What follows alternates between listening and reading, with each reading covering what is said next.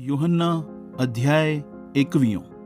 तिब्रियास झील जे किनारे ते येशूअ जो चेलनि ते प्रगट थियणु। इन ॻाल्हियुनि खां पोइ तिब्रियास झील जे किनारे ते येशूअ पंहिंजे पाण खे चेलनि ते प्रगट कयईं ऐं इहो इन तरीक़े सां थियो।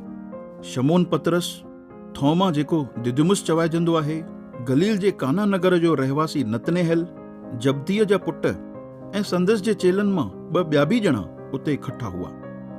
शमोन पतरस उन्हनि खे चयो, मां मछली पकड़ण जे लाइ थो वञा। इन ते ॿियनि चेलनि उन खे चयो, असां बि तोसां गॾु था हलूं। पोइ उहे पतरस सां गॾु ॿेड़ीअ में विया, पर उन राति उन्हनि हिक बि मछली न पकड़ी। सुबुह साण सवेल ई येशू झील जे किनारे ते अची बीठो, पर चेलनि उन खे न सुञातो कि हे येशू आहे। तॾहिं येशू उन्हनि खे चयईं, हे ॿारओ, छा तव्हां वटि कुझु मछलियूं आहिनि? उन्हनि संदसि खे चयो, न। येशू उन्हनि खे चयईं, ॿेड़ीअ जे साॼे पासे ॼार विझो त तव्हांखे मछलियूं मिलंदियूं। इन ते उन्हनि ॼार विधो ऐं एतिरियूं मछलियूं फाथियूं कि उहो ॼार खिचे ई न पिया सघनि। उन चेले जंहिंसां येशू प्यार कंदो हुयो पतरस खे चयईं, हे त प्रभु आहे। जॾहिं शमोन पतरस इहो ॿुधो कि उहो प्रभु आहे त उन कमर ते ॿाहिरियों कपिड़ो लपेटियईं, छोकी उहो अधु नंगो हुयो, ऐं पोइ उन झील में टिपो ॾिनई। पर ॿिया चेला ॿेड़ीअ में ई मछलियुनि सां भरियल ॼार खे खीचींदे खीचींदे किनारे ते पहुता। उहे किनारे खां वधीक न, पर लॻभॻि 100 मीटर ई परते हुआ। जॾहिं उहे किनारे ते पहुता त उन्हनि उते पहिरियों ई कोयले जी बाहि ते मछलीअ खे रखियल ऐं उन जे पासे में रोटी ॾिठूं। येशूअ उन्हनि खे चयईं, जेके मछलियूं तव्हां हाणे पकड़ियूं अथव, उन्हनि मां कुझु हिते खणी अचो। इन ते शमोन पतरस ॿेड़ीअ में चढ़ी करे 153 वॾी वॾी मछलियुनि खां भरियल ॼार किनारे ते खिचे आयो, ऐं एतिरियूं मछलियुनि जे हुजण खां पोइ बि ॼार न फाटो। येशूअ उन्हनि खे चयो, अचो भोजन कयो। चेलनि मां कंहिंखे बि इहा हिमत न थी कि येशूअ खां इहो पुछनि कि तूं केरु आहीं, छोकी उन्हनि खे ख़बर हुई कि हे प्रभु ई आहे। पोइ येशूअ अॻियां वधी करे रोटी खयईं ऐं उन्हनि खे ॾिनई, ऐं उन खां पोइ मछलियूं बि ॾिनई। इहो टियों दफ़ो हो कि जॾहिं येशू मौत मां जीवित थी करे चेलनि खे ॾिसण आयो। येशू ऐं पतरस।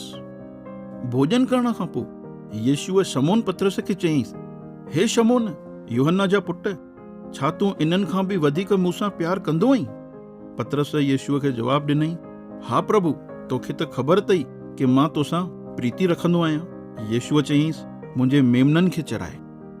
येशूअ शमोन पतरस खे वरी ॿियों दफ़ो ईअं चयईंसि, हे शमोन, यूहन्ना जा पुट, छा तूं इन्हनि खां बि वधीक मूंसां प्यार कंदो आहीं? पतरस येशूअ खे जवाबु ॾिनई, हा प्रभु, तोखे त ख़बर अथई कि मां तोसां प्रीति रखंदो आहियां। इन ते येशूअ चयईंसि, मुंहिंजी रिढुनि जी रखवाली कर। येशूअ टियों दफ़ो पतरस खे चयईंसि, हे शमोन, यूहन्ना जा पुट, छा तूं इन्हनि खां बि वधीक मूंसां प्रीति रखंदो आहीं?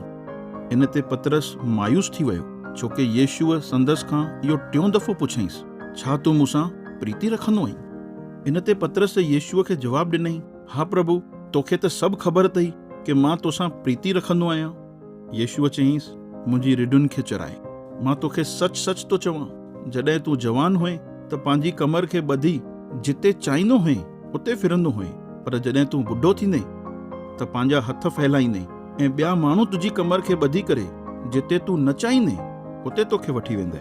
ईअं चई करे येशूअ पतरस जे लाइ इहो इशारो ॾिनई कि उहो कहिड़ी मौत सां परमेश्वर जी महिमा कंदो। ऐं इहो चवण खां पोइ येशूअ पतरस खे चयईं, मुंहिंजे पोयां हलियो अचु।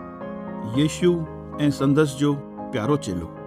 पतरस मुड़ी करे उन चेले खे पोयां ईंदे ॾिठईं जंहिंसां येशू प्यार कंदो हुयो, ऐं इहो ई उहो चेलो हो जंहिं फसह जो भोजन कंदे वक़्तु येशूअ जी छातीअ जी ओर झुकी करे संदसि खां ईअं पुछो वईंसि कि हे प्रभु, तोखे पकड़ाइण वारो केरु आहे?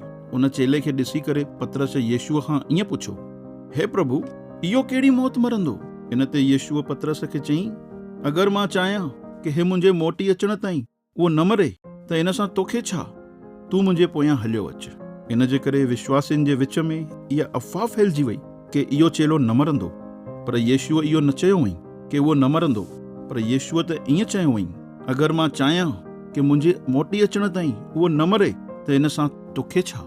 इहो उहो ई चेलो आहे जंहिं इन ॻाल्हियुनि जी गवाही ॾिनी आहे ऐं जंहिं इहे सभु ॻाल्हियूं लिखियूं आहिनि। असांखे ख़बर आहे उन जी गवाही सची आहे। यीशुअ अञा बि चङा कम कयईं। जेकॾहिं उन्हनि कमनि जो हिकु हिकु करे ज़िक्र कयो वञे हा त मां सम्झां थो कि जेके किताब लिखिया वेंदा आहिनि उहे एतिरा हुजनि हा कि हिन सॼी धरतीअ ते बि न मापनि हा।